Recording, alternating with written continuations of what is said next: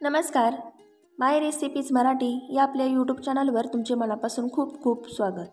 तर सर्वप्रथम तुम्हा सर्वांना घटस्थापना आणि नवरात्रीच्या खूप खूप शुभेच्छा. तर या नवरात्रामध्ये आपण देवीची आराधना उपासना करतो आणि नवरात्रामध्ये बरेच जणांचे 9 दिवसाचे उपवास असतात. तर काही जण हे फक्त घटस्थापनेच्या दिवशीच उपवास पकडतात. तर असाच आज आमचा देखील उपवास आहे.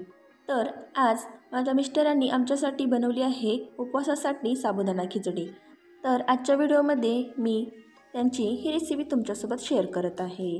तर सर्वप्रथम त्यांनी कढईमध्ये तेल ओतले आहे आणि त्यामध्ये काही बटाट्याचे काप घातले आहेत आणि हे बटाटे तेलामध्ये चांगले परतून घेत आहेत.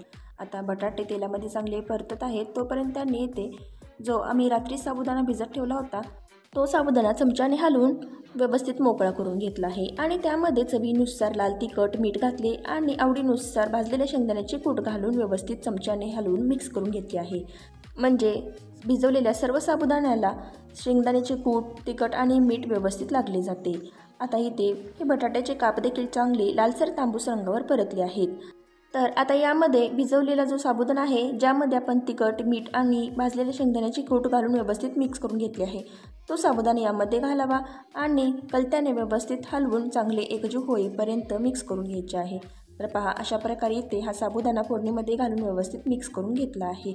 आता यावर झाकण ठेवून साधारण 5 मिनिटे मध्यम आचेवर चांगले वाफवून घ्यावे. 5 मिनिटानंतर यावरील झाकण काढून पुन्हा हा साबुदाणा कलत्याने व्यवस्थित हलवून घ्यावा. तर अशा प्रकारे अगदी मोकळी सुटसुटीत अशी नवरोबांच्या हातची साबुदाणा खिचडी तयार झाली आहे. तर सोबतीला घेतली आहे ताजे दही आणि भाजलेल्या ओल्या शेंगा. तर असा हा आजचा मेनू आहे. आजचा व्हिडिओ आवडला असेल लाईक, शेअर आणि सबस्क्राईब करा. धन्यवाद.